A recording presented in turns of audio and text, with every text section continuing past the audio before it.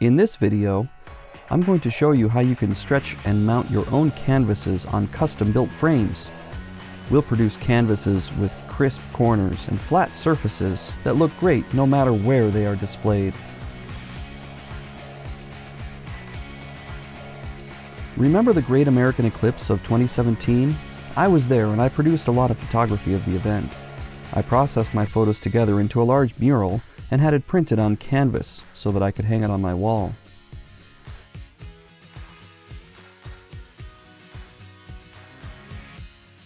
I start with laying out the canvas flat and trimming the edges, then carefully measuring the exact dimensions of the canvas. It's important that your canvas is square, so double check all your measurements and then trim the canvas if needed. We'll use some MDF trim pieces that are 1.5 by 1/2 inch to construct the outer frame. Don't forget the safety glasses.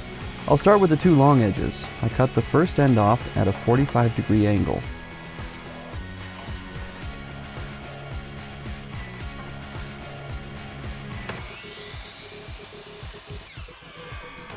Hey, get your head out of the shot.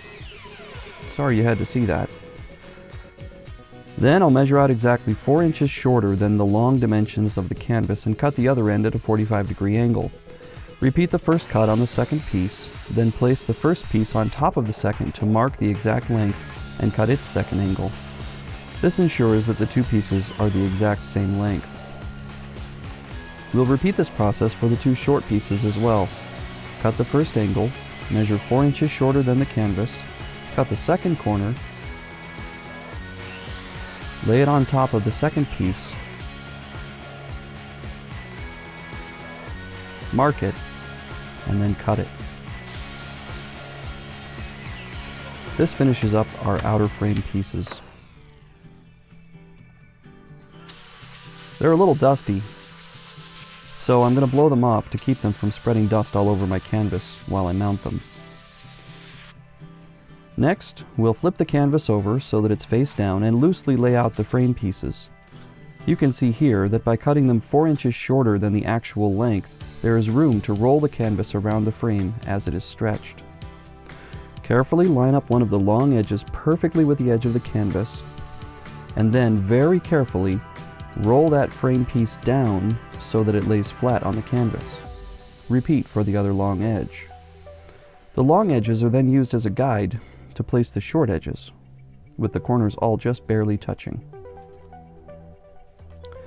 I then use a square to make sure that each of the corners is at a perfect 90-degree angle. Time for the super glue. I like to use the gel kind because it does not soak into the frame material very quickly, but it does form a very strong bond with the canvas.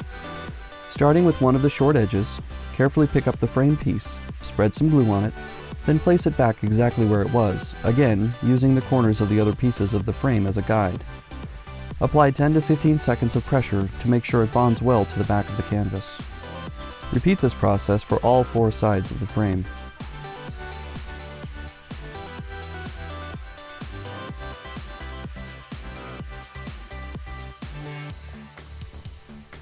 Next, using a straight edge, cut the canvas at a 45-degree angle, even with the outer edges of each corner.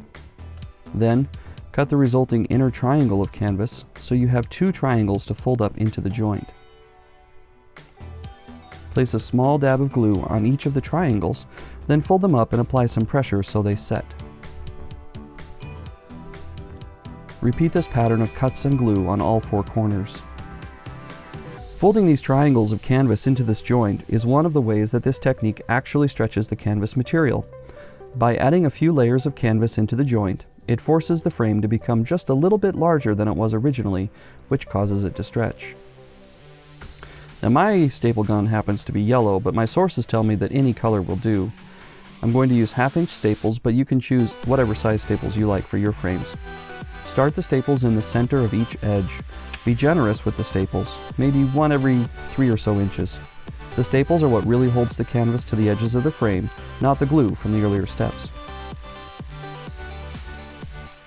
While stapling, I hold the canvas tightly with my left thumb, pulling it tight around the outer edge of the frame. Then I shoot the staple in very near where I'm holding it. This ensures that the canvas is nice and snug all the way around. Do not staple all the way to the corner. Stop an inch or so short. The next step is what actually starts the canvas stretching. Fold up two sides evenly, then hold them very tightly together with one hand while using the other hand to shoot in 3 staples at the corner. Repeat this process for all 4 corners. Forcing the canvas to roll around the outside diameter of the frame, coupled with the slight size increase from adding canvas material into each joint, is what accomplishes the stretch. At this point, the canvas is nice and tight at the corners, but you can see that the frame material is too flimsy to keep the canvas tight across the full length. We'll have to build an inner frame. I measure the exact inner dimension carefully at the edges, as that is the exact length of cross brace that I'll need to cut. You can use just about any material for this inner brace. I happen to have some old MDF left over from a prior project, so I set my table saw to 2.5 inches wide and I ripped 2 pieces. Actually, no, let's make that 3. I measured and cut the cross pieces. I'll be attaching them with pocket screws, so I need to get out my Kreg pocket jig. I keep it stored up on a shelf above my bench, and you may recognize the stool I'm using from a prior video. You can click here to see how I built that. I'll use the jig to add 2 pocket holes at the end of each piece, and we'll use those to attach them to the inside of the frames. This process is pretty repetitive. You clamp the jig, drill a pocket hole, move to the next spot, and repeat. It makes holes like this.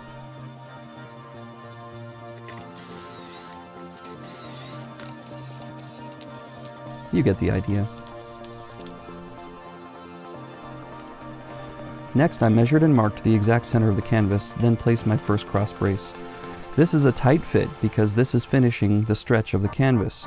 I center it on the center marks and also place it down into the canvas frame about halfway so it's not touching the canvas, but it's not flush with the back of the frame. This will allow room for mounting hardware in a few minutes. I shoot the pocket screws into the holes, then repeat the process. Measure the center space to stretch, add a brace, attach with screws. How many cross braces you use is entirely up to you. For this project, as you can see, I used 3. I also needed to add braces to the sides. I measured and cut the first piece. Yep, it fits. Then repeated the process as before for the remaining cross pieces.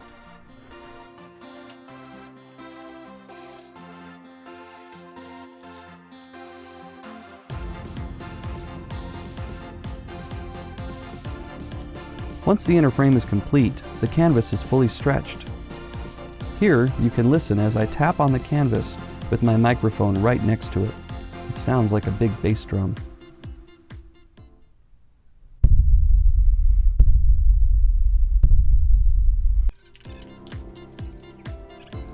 Up next is the mounting hardware. I pre-drilled, then installed 2 eye hooks. Then I added some picture hanging wire that I just twisted around itself on each side. Make sure you don't just twist one side of the wire around the other. They both need to twist together to be strong enough to hold the canvas. I then added a few bumpers to the bottom corners to make sure it would not scratch the wall. The canvas is now ready to mount, so I hammered a picture hook into the wall where I wanted to mount it, hung it up, measured to make sure it was centered on my wall the way I wanted, and then checked it for level. And here it is, all finished and hung. Here are a few other canvases that I stretched last year. You can see how crisp the edges are, and how nice the corners fold into each other, and how smoothly stretched the canvas is. Hey, thanks for checking out this project. I'd love to know if you have other techniques you use to stretch your canvases. Did you like my approach? Do you have suggestions for how I could improve? Leave me a comment about it, and thanks for watching.